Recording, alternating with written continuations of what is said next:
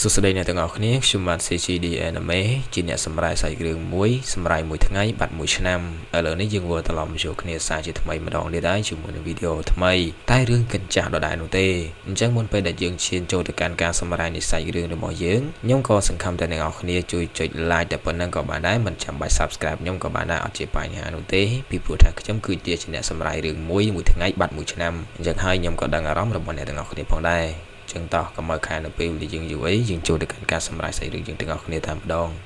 ចាប់ផ្ដើមនៃសាច់រឿងរបស់យើងនៅក្នុងពេលនេះយើងក៏បានឃើញថាកូននាងកំពុងតែអង្គុយរអ៊ូយ៉ាងខ្លាំងក៏ព្រោះតែនាងជាប់នៅទីនេះរយៈពេលកន្លះខែហើយប៉ុន្តែក្នុងរយៈពេលកន្លះខែមកនេះនាងទទួលបានបទពិសោធន៍យ៉ាងច្រើនព្រមទាំងបានធ្វើការជាមួយនឹងអូនលេវីបើទោះបីជាហត់បន្តិចក៏ដោយក៏អត់ជាបញ្ហានោះដែរក៏ព្រោះតែនាងកំពុងតែហាក់បីដូចជាមានបងស្រីម្នាក់ចាំបង្រៀននិងមើលថែនាងជានិច្ចហើយបងស្រីម្នាក់នោះតែផ្ដោតស្នាមញញឹមនិងសេចក្តីស្រឡាញ់មកកាន់នាងជានិច្ចប៉ុន្តែរឿងដែលនាងឆ្ងល់បំផុតនោះទំនាក់ទំនងរវាងអូនលេវីជាមួយនឹងសាគីនតើទំនាក់ទំនងរបស់ពួកគេទាំងពីរនាក់តើមានអ្វីពាក់ព័ន្ធនឹងគ្នាឲ្យច្បាស់ប្រកបទៅពីព្រោះថានាងតែងតែឃើញថាអូនលេវីរាល់ព្រឹកនាងតែងតែទៅងើបក្រោកទៅមើលជាមួយនឹងមុខរបស់សាគីនជានិច្ចហើយនាងតែងតែប្រណិតយ៉ាងលិតល្អន់តែទងជាមួយនឹងសាគីនរបស់យើងហើយមើលទៅកាយវិការរបស់នាងគឺចម្លែកខ្លាំងមែនទែននាងតែងតែមើលមុខរបស់សាគីនរួចតែងតែអៀនបែបនេះតែនេះគឺជារឿងអ្វីពិតប្រាកដទៅនាងពិតជាមិនយល់តតែសោះហើយបើទោះបីជាកូននាងរបស់យើងមិនយល់ថាតើទាំងមើលទាំងអស់នេះមានអ្វីពាក់ព័ន្ធជាមួយនឹងសាគីន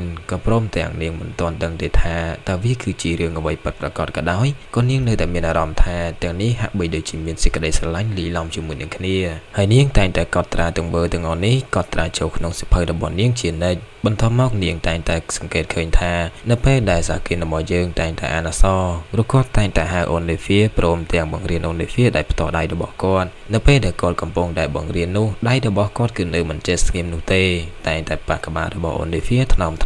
មើលទៅហាក់បីដូចជាយកចិត្តដាក់ខ្លាំងមែនទែនប៉ុន្តែពួកគេទាំងពីរនាក់តែងតែដាច់សង្វាក់ដោយសារតែកូននាងរបស់យើងមករំខាននឹងឯងបើទោះបីជាបែបនេះក្តីនាងតែងតែកត់ជាមួយនឹងកំណត់ត្រារបស់នាងចូលទៅក្នុងសៀវភៅជានិច្ចទង្វើរបស់អ្នកទាំងពីរយ៉ាងណាក្តីគឺចូលទៅក្នុងកំណត់ត្រារបស់កូននាងយើងទាំងអស់ហ្នឹងប៉ុន្តែនាងនៅតែឆ្ងល់ថាតើទាំងនោះគឺជាទង្វើអ្វីតើនោះគឺជាអ្វីឲ្យពិតប្រាកដនេះបានជាសំហៅថាក្មេងពិតមែនមិនយល់ថាអ្វីទៅជាសេចក្តីស្នេហា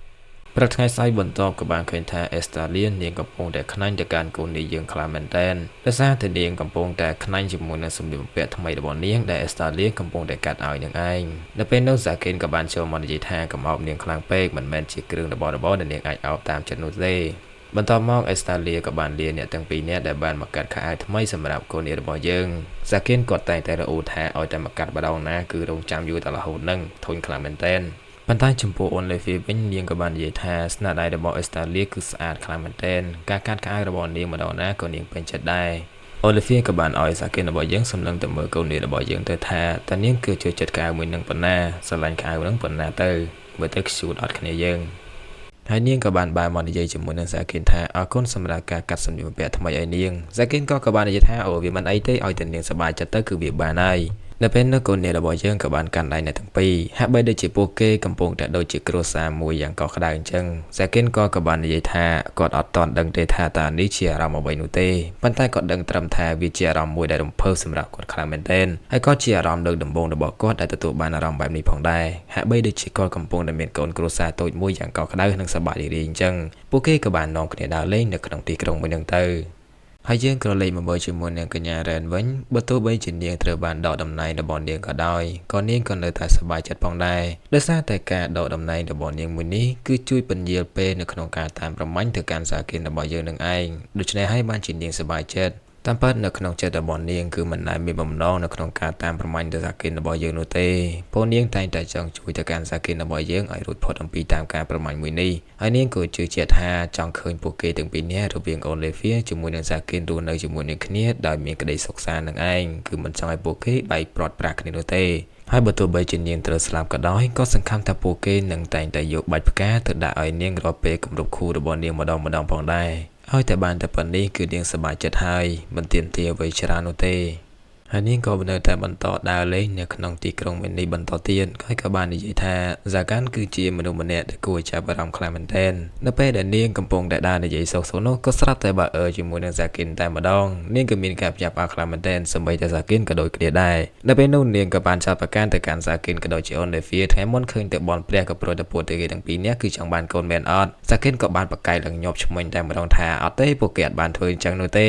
នៅពេលនោះកូននាងក៏បានសួរទៅកាន់ហ្សាគិនថានារីម្នាក់នេះគឺជានរណាទៅហ្សាគិនក៏បាននិយាយថាអូមែនហើយសំណួរនេះពិតល្អខ្លាំងមែនទែនហ្សាគិនក៏បានសួរទៅកាន់គេថាតើនាងគឺជានរណាដែរទៅដែលធ្វើឲ្យរេស៊ីនាងគឺយំហូរតែម្ដងលោកហេតុអីបានជាមិនស្គាល់ខ្ញុំបែបនេះខ្ញុំគឺជាអ្នកប្រមាញ់លោកណានៅពេលនោះអូនលេវីក៏បានចូលមកបកស្រាយថានាងគឺជាមិត្តភក្តិរបស់អូនលេវីនោះអីដែលធ្វើឲ្យហ្សាគិនរបស់យើងអូគាត់ភ្លេចឲ្យឆឹងទៅពីព្រោះថានាងស្លៀកពាក់បែបហ្នឹងគឺគាត់មិនស្គាល់នោះទេហើយក៏បានសួរទៅកាន់រេស៊ីថាតែបានជានាងស្លៀកពាក់បែបនេះគាត់មើលមិនស្គាល់នោះទេនៅពេលដែលពួកគេកំពុងតែសន្ទនាគ្នានោះក៏សត្វតែកូនចាស់របស់អេស្តេរីរត់មកដល់ពួកគេក៏មានការភ្ញាក់ផ្អើលខ្លាំងមែនទែនដោយសារតែឃើញសាគិនរបស់យើងគឺនៅទីនេះហើយពួកគេបារម្ភខ្លាំងមែនទែនថាសាគិនរបស់យើងកំពុងតែធ្វើអ្វីទៅកាន់មេរបស់គេនឹងឯងសាគិនរបស់យើងក៏បាននិយាយថាគាត់មិនបានធ្វើស្អីនោះទេកុំចេះតែមកបាយខ្លាំងពេកប៉ុន្តែនៅពេលនោះក៏សត្វតែកូនទៀតរបស់យើងបានបញ្ចេញដៃទៀតរបស់នាងមកបំរុងនឹងវិបហាទៅហើយប៉ុន្តែក៏ត្រូវបានសាគិនរបស់យើងហាមឃាត់ដោយសារតែនៅទីនេះគឺជាទីក្រុងបើសិនជានាងបើកការវិបហានៅក្នុងទីនេះប្រកាសណាប្រជារាស្ត្រនៅទីនេះប្រកាសជារងរបួសនិងស្លាប់ជាច្រើន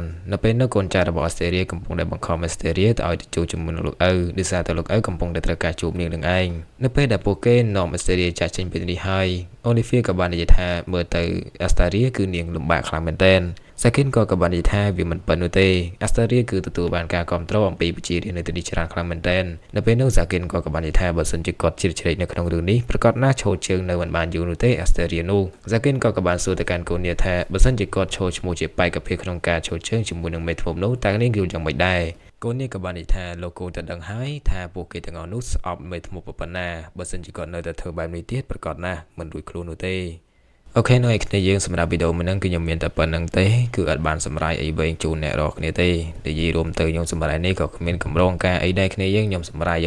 កដែរទេពីព្រោះខ្ញុំខ្ជិលដែរគ្នាយើងឃើញណាមួយខ្ញុំគ្រាន់តែនឹករលឹកជាមួយនឹងការធ្វើវីដេអូរបស់ខ្ញុំក៏ត្រឡប់មកធ្វើលេងទៅគឺគ្មានគោលបំណងអីដែលបន្តបេសកកម្មរបស់ខ្ញុំទៅបន្តទៀតនោះទេអញ្ចឹងដូចជាអ្នកទាំងអស់គ្នាមើលឃើញអញ្ចឹងដែលវីដេអូរបស់ខ្ញុំ quality ជាមួយនឹងការនិយាយរបស់ខ្ញុំព្រៀមទុកអីទេគ្នាយើងខ្ញុំនិយាយយកតែម្ដងហ្នឹងខ្ញុំមើលសាច់រឿងរបស់គេហើយគឺនិយាយយកតែម្ដងអត់មានបានព្រៀងអីព្រឹត្តប្រាំងអីណាតាមដាំដោយដូចល្មនទេគ្នាយើងអីរវល់ការងារច្រើនណាស់អញ្ចឹងអរគុណអ្នកនរគ្នាដែលតាមដានតាំងពីដើមរហូតដល់ចាំមកដល់ពេលនេះសូមអរគុណអ្នកទាំងអស់គ្នាខ្លាំងមែនទែនអូខេយើងនឹងជួបគ្នានៅវីដេអូក្រោយៗទៀតបាយបាយ